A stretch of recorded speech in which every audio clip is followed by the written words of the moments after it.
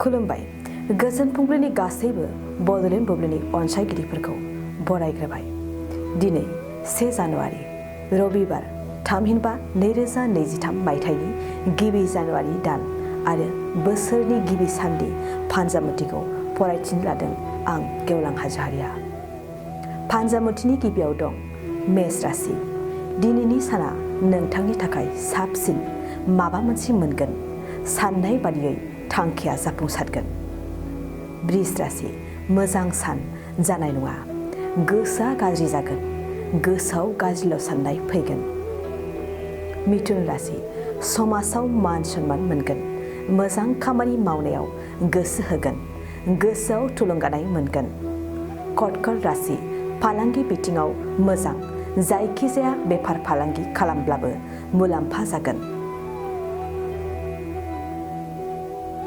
सिंह राशि।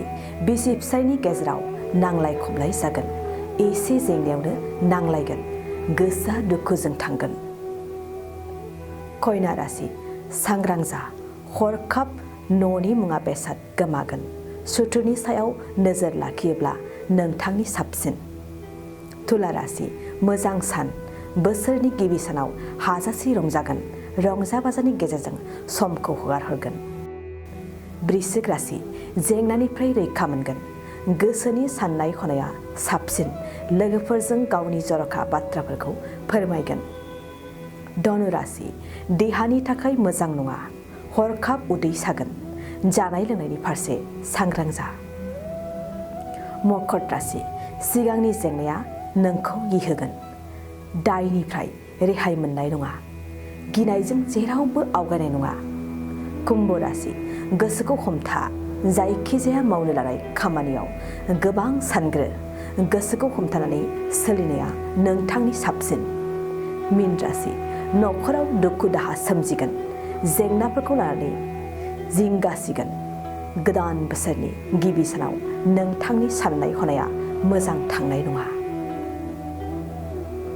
दिनै सानसेनि राशि फरायथियाबो एसेनोसै।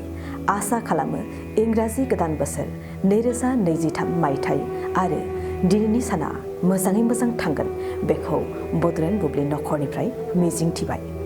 गोजोन्थों। नोंथाङा सानाय सुनाय बेरामनि जेंनायाव गोग्लैदों नामा? जुदि नोंथाङा सानाय सुनाय दंब्ला जिंगासिनांगौ गैया। चिरां जिल्लानि बेंटल गेट साफागुरियाव दायो एसआइ निउर' थेरापि सेन्टार दंसै। बे थेरापि सेन्टाराव नोंथाङा गोरलैयैनो देहानि सानाय सुनायखौ फाहामथाय लानो हागोन। बे आथिं सानायानो जाग्रोदों, ओमफ्राय जानाया एसे सिगांनिफ्रायनो जाखादों, ओमफ्राय बिदिनो गुबुन गुबुन मुलि जाबाबायदों, ओमफ्राय हामाखै। दिनैनि ट्रिटमेन्टआ नङा, आङो एसे मोजां मोनसिनबाय। जेरै सिं सानाय, आफादावरि सानाय, मोदोम जरा सानाय, आइजोफोरनि जेंना, खर' सानाय बायदि बेरामखौ फाहामनाय जायो। लोगोसेयैनो बे सेन्टाराव थानानै फाहामथाय लानो हानायनिबो सुबिदा खालामदों। नोंथांमोनहा एसआइ निउर' थेरापि सेन्टाराव फाहामथाय लानो गोसो दंब्ला नैबे मबाइल नम्बर 7620160459 नङाब्ला 9476977956 आव थोंजों सुलाद लानो हागोन।